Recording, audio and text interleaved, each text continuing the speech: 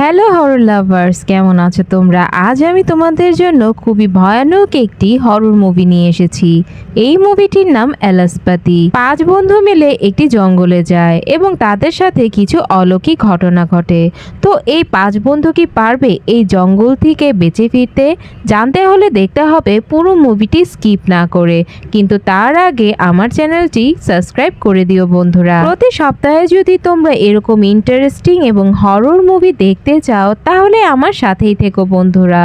তো চলো বন্ধুরা, কথা না বাড়িয়ে মুভিটি শুরু করা যাক। 5 বন্ধু মিলে ডিসাইড করছিল যে পরের ট্রিপে তারা কোথাও যেতে পারে। তারা যখন ডিসাইড করে কোনো আইডিয়াই পাচ্ছিল না, তখন তাদের মধ্য থেকে রায়া বলে, আমি একটা জায়গা চিনি, কিন্তু ওই জায়গাটা একটু ভুতুরে জায়গা এবং আজ পর্যন্ত কেউ সেখান থেকে ফিরে আসতে পারে। রায়ার মুখে এই কথা শুনে তার বন্ধুরা বলে, এটা মনে হয় খুব ইন্টারেস্টিং একটি জায়গা এবং সবাই বলে যে আমাদের ওই জায়গাতেই যাওয়া উচিত। তখন রায়া বলে যে ওই জায়গাতে গেলে আমাদের একটা সুবিধা আছে, ওই জায়গায় যেয়ে যদি আমরা ভিডিও করতে পারি তাহলে আমার ভিডিওতে বেশি ভিউ আসবে। ওই জায়গাটি আগে থেকে অভিশপ্ত বলে লোকেরা জানে। সবার কৌতূহল আসলে ওই জায়গাতে কি আছে, কিন্তু ভয়ে সেখানে কেউই যেতে চায় না। এই কথাগুলো জানার পরে তার বন্ধুরা রায়ার সাথে সেই জায়গাতে যেতে রাজি হয়ে যায়। এর কিছুক্ষণ পরেই তারা আলাস্কাতে যাওয়ার জন্য বেরিয়ে পড়ে। রাস্তায় কিছু খাবার জন্য তারা একটি হোটেলে স্টে করে এবং সেখানেই তারা খাওয়া দাওয়া করছিল। হঠাৎই সেই ওয়েটার তাদের মুখে আলাস্কার কথা শুনে তাদের বলে যে তোমরা যদি ওই জায়গায় যাওয়ার কথা ঠিক করে ফেলো তাহলে আমি সাজেস্ট করব ওই জায়গাতে যেন না যাও, কারণ ওই জায়গায় একবার কেউ গেলে আর ফিরে আসে না। 5 বন্ধু সেই ওয়েটারটাকে জিজ্ঞেস করে যে আপনি এরকম কথা কেন বলছেন? ওইখানে একটি প্রাচীন কবরস্থান রয়েছে আর ওই কবরস্থানে তাদেরই মাটি চাপা দেওয়া হয়েছে যারা ওইদিকে বেড়াতে গিয়েছিল। তাদের আত্মাগুলোকে ওইখানেই টর্চার করা হয়, কারণ তাদের আত্মা ওই দুনিয়ায় আটকে রয়েছে। তাদের টর্চার করার কারণ হলো আত্মাদের দুনিয়া এবং আমাদের দুনিয়ায় ওই আত্মাগুলো আটকে রয়েছে। ওয়েটারের মুখে এমন কথা শুনে তারা 5 বন্ধু খুবই ভয় পেয়ে যায়। তারপরও তারা ডিসাইড করে সেখানে যাবে। তাদের মনে হচ্ছিল ওই ওয়েটারটা তাদের বানিয়ে বানিয়ে এসব কথা বলছে। এরপর তারা সবাই একটা করে ওয়াকি টকি পরে নেয়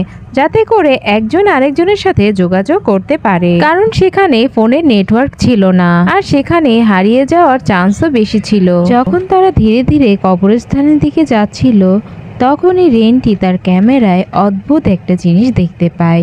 দূরে একটি ছায়া মূর্তি ছিল। এটা দেখে রেনটি খুবই ভয় পেয়ে যায় এবং সে ভাবতে থাকে আসলে এটা কি ছিল। ঠিক তখনই ওই ছায়া মূর্তিটি গায়েব হয়ে যায়। কিছু দূর যাওয়ার পরে তারা ভাবে একটি জায়গায় দাঁড়িয়ে রেস্ট নেওয়া উচিত। সবাই যখন রেস্ট করছিল তখনই তারা জঙ্গল থেকে কিছু শব্দ শুনতে পায় এবং জঙ্গলের দিকে তাকালে তারা দেখতে পায় সাদা জামা পরা একটি মেয়েকে। এটা দেখে সবাই অবাক হয়ে যায়। সবাই ভাবতে থাকে সে আসলে কে, এজন্য তারা ওই মেয়েটির কাছে যায়। রায়া এবং জেসিকা যখন ওই মেয়েটির কাছে চলে যায় তারা দেখতে পায় এটি তাদের আরেকটি বন্ধু ছিল। আসলে তাদের সবার সাথে তাদের ওই বন্ধুটি মজা করছিল। ঠিক তখনই ডিটো তার ডিভাইসে একটি শব্দ শুনতে পায়। এরপরই রায়া এবং ডিটো সেই শব্দটা অনুসরণ করে। কিছুক্ষণ পর ডিটো ছুটে আসে এবং সবাইকে এসে বলে আমার সাথে এসো। এরপর কিছুটা এগুলেই সবাই ওই কবরস্থানটি দেখতে পায় যেটার সন্ধানে তারা এসেছিল। ক্যামেরা বের করে সবাই শুট করতে শুরু করে, কিন্তু অদ্ভুত ব্যাপার হলো এই কবরগুলো মাটির নিচে ছিল না, বরং মাটির উপরে ছিল। কাঠের লাঠির সাহায্যে সেই কবরগুলো বানানো হয়েছিল। এরপরে সেগুলোর উপর ওই লাশগুলো রাখা হয়েছিল। এটা একটি কবরের উপরে যায় এবং ওই লাশটিকে দেখতে থাকে। এরপর তারা সবাই একে একে সেই লাশগুলোকে শুট করতে শুরু করে। তারা সবাই সেখানে থাকা লাশগুলোকে অসম্মান করে। তারা সবাই যখন ওই লাশগুলোকে অসম্মান করছিল তাদের মধ্য থেকে তাদের এক বন্ধু জেসিকা বলে যে আমাদের উচিত না এই লাশগুলোর সাথে এমন করা, এইসব মৃত ব্যক্তিদের আমাদের সম্মান করা উচিত। এরপর রায়া একটি মৃত ব্যক্তির গলা থেকে লকেট নিয়ে নেয়। তারা সবাই জেসিকাকে একটি কবরে উঠতে বলে, কিন্তু জেসিকা প্রথমে রাজি হয় না।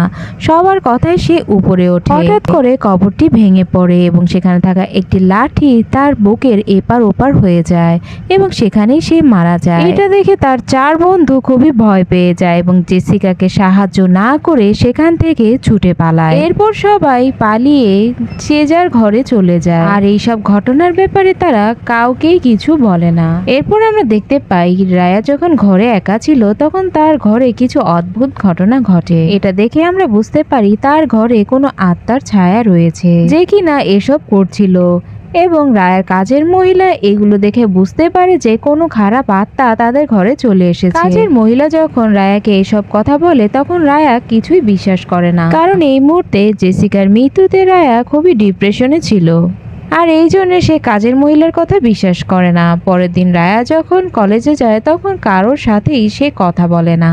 জেসিকার মৃত্যুর কারণে সে অনেক কষ্ট পাচ্ছিল এবং যখন সে ক্লাসে বসে ক্লাস করছিল হঠাৎই সে ক্লাসের বাইরে জেসিকার আত্মাকে দেখতে পায় যে কিনা তার দিকেই তাকিয়েছিল। এটা দেখে রায়া খুবই ভয় পেয়ে যায়। দেখা যায় বাইরে অন্য একজন সেখানে দাঁড়িয়ে গ্লাস পরিষ্কার করছিল। আসলে হ্যালুসিনেশনের কারণেই এমন হচ্ছিল। জেসিকার মা রায়ার কাছে কল করে এবং বলে তার মেয়ে কোথায় গিয়েছে। উত্তরে রায়া জানায় সে এইসব ব্যাপারে কিছুই জানে না। এইসব কথা শুনে জেসিকার মা খুবই কষ্ট পায় এবং কাঁদতে থাকে। এরপর রায়া যখন ক্লাসে বসেছিল তখনই তার মোবাইলে একটি ভিডিওর নোটিফিকেশন আসে। যখন রায়া ওই ভিডিওটি ওপেন করে সে দেখতে পায় তাদের করা ভিডিও কেউ আপলোড করে দিয়েছে। এজন্য সে ডিটোর কাছে যায় এবং জিজ্ঞেস করে, কিন্তু ডিটো জানায় আমি এই ব্যাপারে কিছুই জানি না, আমি তো আপলোড করিনি। এরপর আমরা দেখতে পাই রায়া যখন ক্লাস থেকে বেরোয় সে একটি ভিশন দেখতে পায়। সে দেখতে পায় সে ওই কবরস্থানেই আছে এবং তার পেছনে জেসিকা দাঁড়িয়ে আছে। এটা দেখে সে খুবই ভয় পেয়ে যায়। ঠিক তখনই সেখানে ডিটো আসে। পেছনে ফিরেই রায়া দেখতে পায় সে আসলে আলাসপাতিতে নয়, সে তার কলেজেই আছে। তখনই তার বন্ধুরা আসে। রায়া তাকেও জিজ্ঞেস করে সে কি ভিডিওটি আপলোড করেছে, কিন্তু সে অস্বীকার করে। এইসব বিষয় নিয়ে রায়া খুবই চিন্তিত ছিল। রায়া শুনতে পায় কলেজের প্রিন্সিপাল তাকে অফিস রুমে ডেকেছে, কারণ জেসিকার মা প্রিন্সিপালকে বলেছিল যে গত 2 দিন যাবত তার মেয়ে ঘরে ফেরেনি। প্রিন্সিপাল তাদের বলে যে আমার মনে হয় সত্যিটা তোমরা জানো জেসিকা কোথায় আছে, আমাকে সত্যি কথা বলো। এটা হতেই পারে না যে তোমরা তোমার বেস্ট ফ্রেন্ডের ব্যাপারে কিছুই জানো না, কিন্তু সবাই একই কথা বলে যে তারা জেসিকার ব্যাপারে কিছুই জানে না। এরপর প্রিন্সিপাল তাদের হুমকি দেয় যে তোমরা যদি জেসিকার ব্যাপারে সত্যি কথাটা না বলো তাহলে আমি পুলিশকে ইনফর্ম করব। সবাই একথা শুনে ভয় পেয়ে যায়, কিন্তু জেসিকার ব্যাপারে তারা কিছুই বলে না। এরপর রায়া ভেগার ঘরে যায়, কারণ এই ঘটনা 2 দিন হয়ে গেল ভেগা কলেজেও আসেনি এবং তাদের সাথে কথাও বলেনি। রায়ার মনে হচ্ছিল ভেগাই এই কাজটি করেছে। এরপর আমরা দেখতে পাই রায়া ভেগার রুমে ঢুকেছে এবং সে দেখতে পায় রুমটি অনেক অন্ধকার। রায়া এখানে ভেগাকে জিজ্ঞেস করে ভিডিওটি কি তুমি আপলোড করেছো? তখন ভেগা জানায় না, আমি আপলোড করিনি। রায়া তার রুমটি চেক করতে থাকে। ঠিক তখনই সেখানে জেসিকার আত্মা দেখতে পায় রায়া। এটা দেখে রায়া খুবই ভয় পেয়ে যায় এবং ভেগাকে নিয়ে সেখান থেকে পালিয়ে যায়। রায়া তার নিজের ঘরে বাকি বন্ধুদের ডেকে নেয়, কারণ ভেগার অবস্থা খুবই খারাপ ছিল। তারা 4 জন নিজেদের মধ্যে ঝামেলা শুরু করে, কারণ ওই ভিডিওটি তারা কেউই আপলোড করেনি। তাহলে আপলোড কে করেছে? বলতে থাকে সেদিন যদি জেসিকাকে তারা হেল্প করতো তাহলে জেসিকা বেঁচে থাকতো, কিন্তু একথা বলে তার এখন লাভ নেই। রেন্ডি এসব কথা শুনে খুবই রেগে যায় এবং সেখান থেকে চলে যায়। ভেগার শরীরটা খারাপ লাগছিল বলে রায়া তার নিজের রুমে নিয়ে যায়। এরপর রায়া ডিটোকে বাইরে ছাড়তে চায়, তখনই ডিটো তাকে একটি লকেট দেয়। আসলে ডিটো রায়ার এই চুরির কথা জানতো, যে কিনা একটি লাশের থেকে সে ওই লকেটটা নিয়েছিল, কিন্তু রায়া এই বিষয় অতটা পাত্তা দেয় না। এরপর রায়া ডিটোকে ছেড়ে এসে ঘরে আসে। ঠিক তখনই রায়া দেখতে পায় ভেগা পজেসড হয়ে গিয়েছে এবং ভেগা উড়ে তার কাছেই আসতে শুরু করে। এটা দেখে রায়া খুবই ভয় পেয়ে যায় এবং ভেগা এসে রায়াকে এক ধাক্কা দেয়। এরপর ভেগা নিজের হুঁশে ফিরে আসে এবং বলে তার সাথে কি হয়েছে। রায়া ভেগাকে অনেক বোঝানোর চেষ্টা করে, কিন্তু ভেগা কোনোভাবে বোঝার চেষ্টা করে না। সে মনে করে সে হয়তো কোনো উল্টাপাল্টা কাজ করেছে আর এই জন্যই ভেগা সেখান থেকে পালানোর চেষ্টা করে। রায়া তাকে অনেক বাধা দেয় কিন্তু সে শুনে না। এদিকে আমরা দেখতে পাই রেন্ডি যখন ঘরে পৌঁছায় সে অনেক প্যারানর্মাল অ্যাক্টিভিটিস দেখতে পায়। এখানে সে জেসিকার আত্মাকেও দেখতে পায় যে কিনা তাকে হর্ন করতে এসেছিল। এদিকে ভেগা জেসিকার মৃত্যুতে অনেক ভেঙে পড়েছিল, এজন্য সে ছাদে যায় এবং তার মৃত্যুর কারণে সে ওই ছাদ থেকেই লাফ দেয় এবং সেখানেই মারা যায়। পরদিন সকালে ভেগার মৃত্যুতে সবাই চিন্তিত হয়ে পড়ে। রেন্ডি সবাইকে আবারও আলাস্কাতে যাওয়ার কথা বলে কিন্তু এখানে তারা রেন্ডিকে না করে দেয়। এর কিছুক্ষণ পর ডেটু যখন ক্লাসরুমে একা ছিল তখন বাইরে সে জেসিকার আত্মাকে দেখতে পায়। এটা দেখে সে খুবই ভয় পেয়ে যায়। জেসিকার আত্মা তাকেই দেখছিল। এটা দেখে ডিটু ভয় পেয়ে সেই ক্লাসরুম থেকে বেরিয়ে যায়। থেকে আমরা দেখতে পাই রায়া যখন ঘরে ছিল তখন জেসিকার আত্মা এসে তাকেও ভয় দেখায়। সব রুমে দরজাগুলো আপনা আপনি লেগে যায়। এটা দেখে রায়া ব্যালকনিতে যায় এবং ব্যালকনিতে যেয়ে সে নিজের গাড়ির উপর ঝাঁপ দেয়।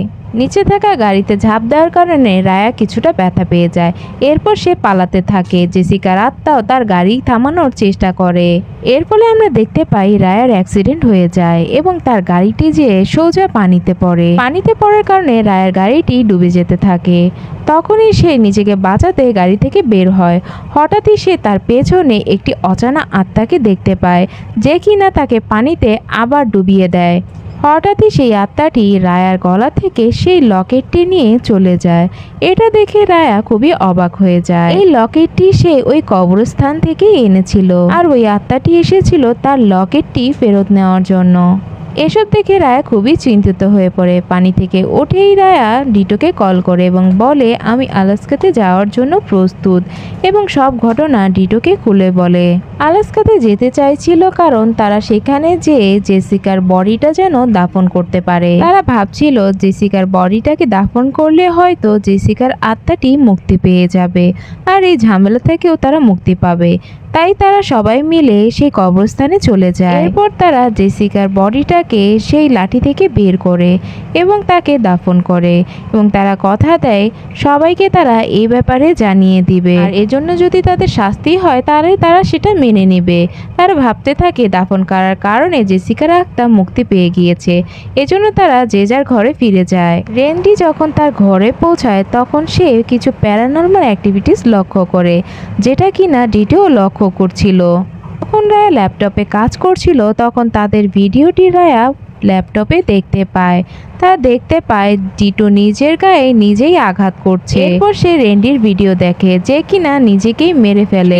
বদল হয়ে যায় এবং রায়া দেখতে পায় সেই কবরস্থানটি যেখানে কিনা একটি অদ্ভুত ধরনের আত্মা এসে দাঁড়ায়। অনেক বছর ধরে এই জায়গাটিকে এই আত্মাটি রক্ষা করছিল কারণ ওই কবরস্থানটি অনেক পবিত্র ছিল। এটা দেখে রায়া বুঝে যায় যে সেই আত্মাটি এতদিন যাবত তাদের হর্ন করছিল কারণ তারা ওই কবরস্থানে গিয়ে ওই কবরস্থানের ডেড বডিগুলোকে অসম্মান করেছে। সেখানকার প্রোটেক্টর তাদের উপর রেগে যায় আর এজন্যই তাদের ভয় দেখাতে থাকে। তখনই সেই আত্মাটি রায়ার পেছনে আসে এবং রায়াকে মেরে ফেলে।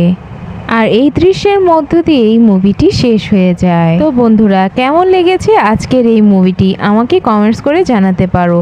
যদি মুভিটি তোমাদের ভালো লেগে থাকে তাহলে আমার চ্যানেলটি সাবস্ক্রাইব করে দিও। আমি তোমাদের জন্য প্রতি সপ্তাহে নতুন নতুন মুভির এক্সপ্লেনেশন নিয়ে আসতে চলেছি, কিন্তু তার জন্য তোমাদের আমার সাথেই থাকতে হবে এবং আমার চ্যানেলটিকে সাবস্ক্রাইব করে দিতে হবে। সবাই ভালো থেকো এবং সুস্থ থেকো। আল্লাহ হাফেজ।